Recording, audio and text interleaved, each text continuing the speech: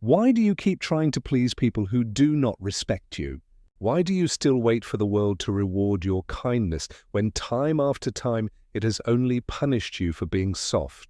Why do you still beg for fairness in a world that was built on power, deception, and fear? These questions are not comfortable. They are knives meant to cut away illusions. And if you feel them tearing at you, good. Because that tearing is the beginning of something greater. The beginning of the monster.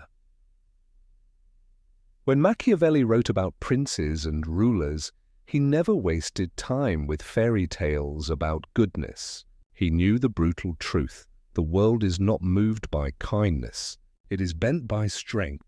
If you want to rise, if you want to escape the invisible cage that keeps the masses trapped, you cannot afford to stay harmless.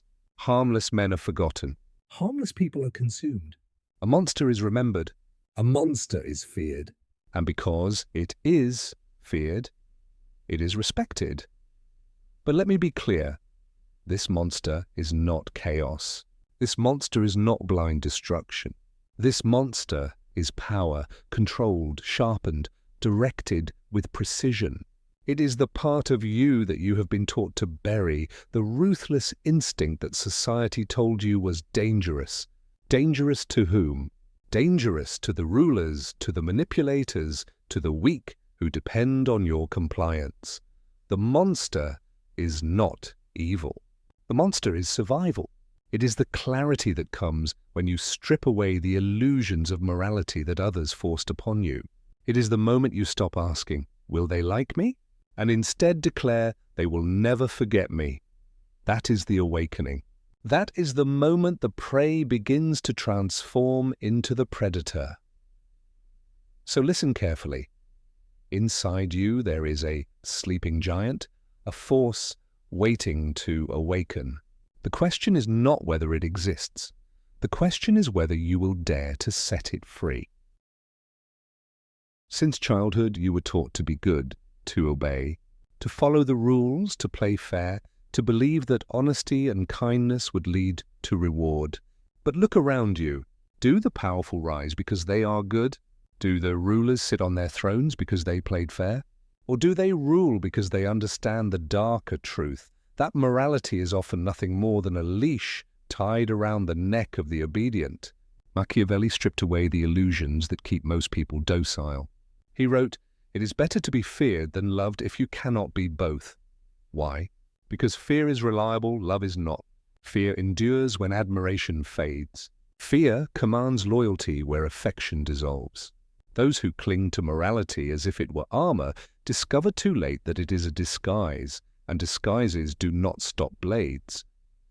The illusion of morality convinces you that being harmless is noble. It teaches you that refusing to fight back makes you virtuous. But in truth, it makes you prey. The wolves of this world smile while you chain yourself with principles they themselves will never follow. They will cheat, lie, betray, and they will do it without guilt, because they know guilt is a weapon only the weak hold on to. This does not mean you discard morality entirely. A monster understands appearances. You wear morality when it serves you, and you shed it when it does not. To the world you may appear just, kind, noble. But beneath the mask you are calculating, watching, waiting for the moment when ruthlessness is required. This is the Machiavellian paradox. Morality is a tool, not a master.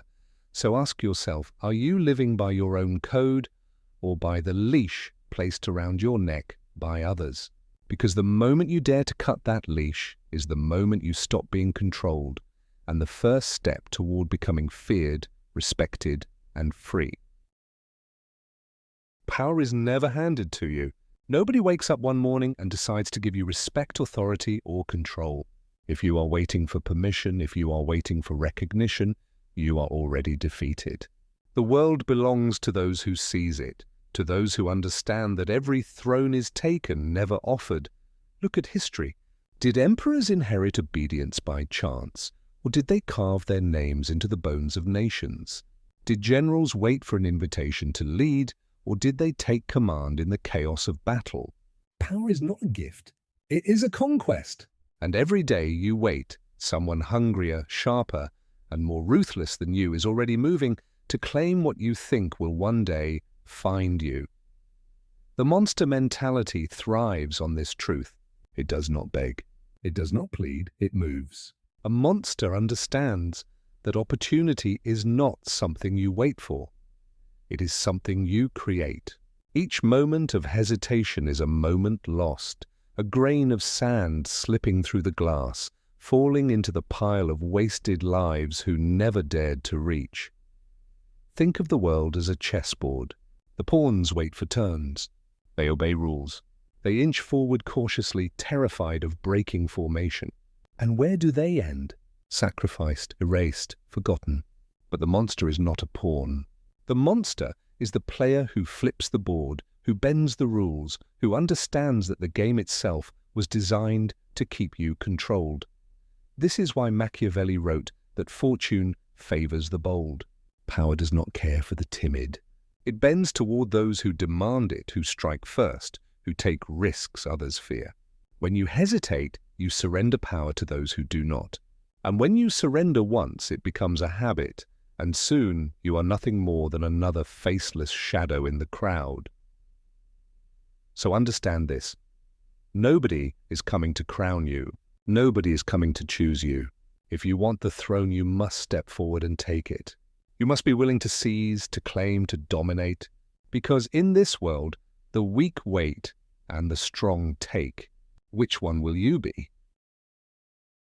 Raw strength will make people notice you, but it will not keep you in power. The reckless fall as quickly as they rise. A true monster knows that to survive, to dominate, you need more than force. You need strategy. You must be both the lion and the fox, strong enough to crush, cunning enough to never be trapped. Machiavelli warned that power without strategy is suicide. The lion terrifies wolves, but he is blind to the hunter's snare. The fox escapes every trap, but without teeth he starves in the wild. Only when the lion's strength and the fox's cunning unite does the ruler become untouchable. And this is the secret of the monster mentality. Cold-blooded calculation wrapped in unshakable strength. This is not about impulse. This is about patience. A monster does not roar at every slight, does not reveal its claws with every insult. I study, it observes. It calculates where the knife should land for maximum effect. Strategy is restraint until the exact moment to strike and then devastation.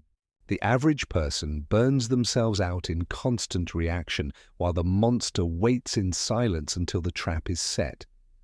Look at those who hold power today. They speak carefully, revealing nothing.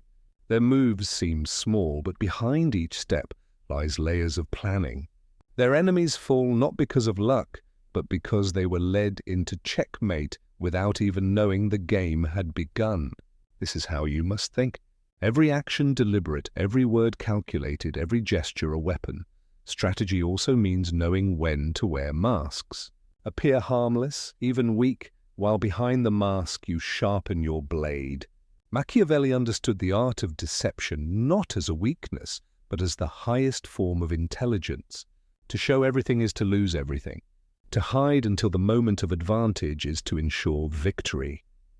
So burn this into your mind. Do not fight every battle. Do not waste energy on meaningless wars. The monster wins not by force alone, but by turning the battlefield itself into a weapon. Cold-blooded strategy is the difference between a beast that dies in the hunt and a monster that rules forever. The monster does not collapse under emotion. It does not beg when abandoned, does not rage blindly when betrayed, does not tremble when threatened. The monster feels, yes, but it does not obey those feelings. It bends them. It uses them. Where ordinary men are ruled by impulse, the monster rules its impulses. Machiavelli understood this truth.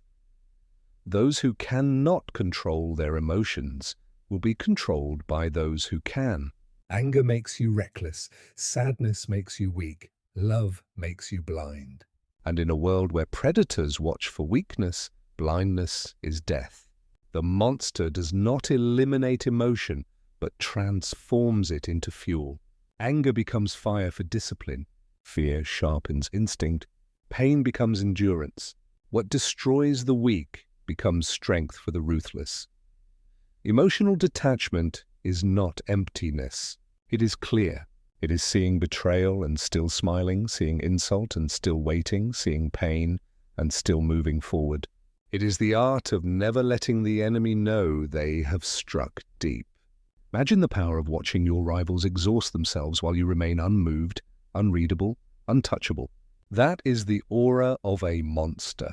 But understand, detachment is not repression. The weak repress, and in silence they rot. The monster confronts emotions, studies them, and then decides how to use them as weapons. Love can bind armies. Fear can silence enemies. Anger can fuel impossible endurance. The difference is control. The weak drown in emotion. The monster steers it like a ship through a storm. So the next time your heart burns with rage, ask, how can I weaponize this? When fear grips your chest, ask, what is it trying to prepare me for? When sorrow weighs on you, ask, what strength can I carve from this pain? This is the discipline of detachment. Not denial, but dominion. The monster who masters emotion masters himself, and the one who masters himself becomes unassailable. That is why, while others drown in storms of feeling, the monster walks calmly through fire, unburned, unbroken, unstoppable. What separates the dreamer from the ruler? What divides the prey from the predator? It is not luck. It is not talent. It is discipline. Talent burns bright for a moment and dies. Discipline is the fire that never goes out. Discipline is the ritual that turns a man into a monster. The 99% live by impulse. They wake when they feel like it, they eat what they crave, they speak without thinking, they quit when it hurts. And then they wonder why their lives never change. They mistake freedom for chaos, not realizing that true freedom comes only through mastery, and mastery demands discipline. The monster mentality thrives on repetition, on the rituals that others call boring. While the crowd distracts itself with noise and pleasure, the monster sharpens its edge day after day, strike after strike, choice after choice. Machiavelli himself wrote that fortune bends to those who prepare relentlessly. Preparation is discipline. Victory is discipline. Power is discipline. Discipline means training your body when you would rather rest. It means feeding your mind with knowledge while others are drowning in entertainment. It means planning when others waste time, building when others complain, moving forward when others retreat. And over time, the difference becomes monstrous. Not in days, but in years. Not in noise, but in silence. The monster does not chase applause. It chases mastery. Understand this clearly. Discipline is not punishment. Discipline is liberation. When you are ruled by habits you choose, you are free from impulses that enslave. When you are bound by your own code, you cannot be chained by the world. This is why the undisciplined remain weak. They wait for motivation. They wait for inspiration. The monster waits for nothing. It acts with or without feeling. So ask yourself, what rituals have you built? What chains of discipline are you forging daily? Because if you do not forge them, the world will forge chains for you. Chains of mediocrity, poverty, obscurity. The monster does not accept those chains. The monster creates its own. And through discipline, those chains become unbreakable armor. Power is not only what you have, it is what others believe you have. Reputation is the weapon that strikes before you enter the room. It is the shadow that arrives before your presence, the whisper that travels faster than your words. Machiavelli knew this truth well. Appearance is often more decisive than reality. The monster understands this, and it builds an aura that cannot be ignored. Think of reputation as armor. The weak wear excuses, the strong wear results. The crowd is judged by their failures. The monster is judged by the fear, respect, and mystery it projects. When people see you as disciplined, they expect you to win. When they see you as ruthless, they hesitate to betray you. When they see you as unshakable, they crumble before the first move is even made. This is not deception for its own sake. It is strategy. The monster carefully crafts what others perceive, controlling narrative and expectation. To allies, you appear reliable, untouchable, someone worth following. To enemies, you appear unpredictable, dangerous, a force to avoid. Your true strength may be hidden, but your reputation makes it infinite. Consider the leaders who never needed to raise their voice because their names carried weight heavier than any weapon. That is the power of aura. It is not about being known by everyone. It is about being unforgettable to the few who matter. Reputation magnifies presence, amplifies power, and creates fear in the absence of proof. So ask yourself, what are you known for? What whispers follow your name? Do they describe you as weak, harmless, and easily ignored? Or do they describe you as relentless, disciplined, and dangerous to cross? Build carefully, because reputation, once forged, becomes your most loyal soldier. In the end, power is not just taken, it is performed, it is displayed, and if you learn to master perception as well as reality, you will walk through the world not only as a monster in truth, but as a monster in legend. Everything has led to this. The awakening, the rejection of false morality, the seizing of power, the discipline, the strategy, the aura, all of it converges here. To become the monster is not to change what you are, but to uncover what has always been buried beneath weakness, excuses, and fear. It is to strip away the mask of harmlessness and reveal the force that was waiting to rise. Machiavelli understood that the world rewards only those who dare.